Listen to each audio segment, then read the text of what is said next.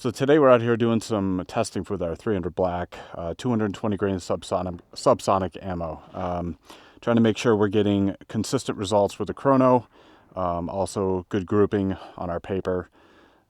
This is a solid round for suppressors, works really well on shorter rifles, longer rifles, more close range stuff, not really meant for long range, but works really well for anything suppressed when you're trying to keep the noise down. First off, we're going to do a grouping test, see how this current length projectile groups. We like to test different lengths. We like to test different powder drops to make sure velocity, length, all work well with that particular round that we create.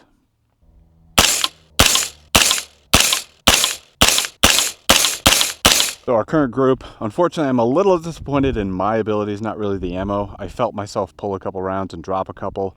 I prefer being bench rested when I shoot. We're using a tripod right now, so having a little bit of shoulder pull when you take the shots, unfortunately, but good group for the most part. I mean, I can't really complain about that. That's definitely a huntable round. It works for anything we need it to be used for. So drop a little bit. I mean, at 100 with a 220 grain projectile, the rifle I'm using I think is meant for subsonics, so the scope is probably dialed in for a subsonic round, which would be center point of impact, but that's pretty a solid group right there.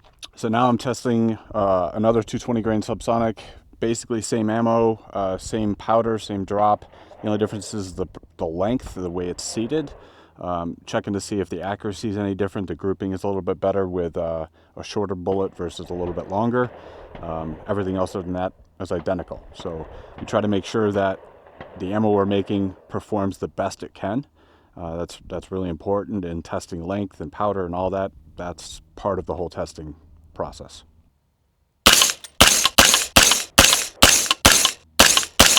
So this is one of the reasons why we do multiple tests with different lengths, different powder drops, everything.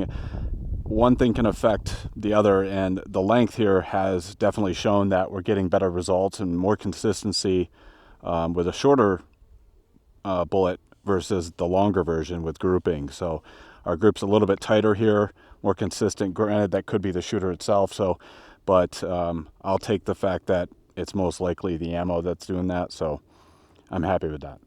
So one of the things we like to do is try it on different weapon systems. Before we were on a 16-inch with our velocities, with our grouping. Now we're going to try it at 8.5. Unfortunately, I don't have a solid optic on here, so this is going to be a red dot at 100 yards, which is not fun. So I'm not really going to count the grouping. I'm going to try to keep it as consistent as possible, but this is more about functionality, about velocity, and making sure that we're able to at least stay on paper for the most part. I'm going to have quite a bit of drop, probably from an 8.5, but we'll give it a shot.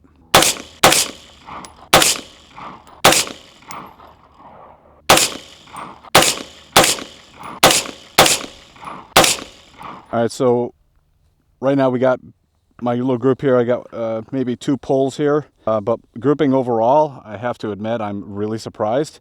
My gun, little 8.5 with a 220 grain projectile, generally doesn't like subsonics, but it functions our ammo perfectly. And we got actually a pretty decent group. I'm kind of surprised at that, except for my 2 little pulls here that I know was me. I felt myself do it.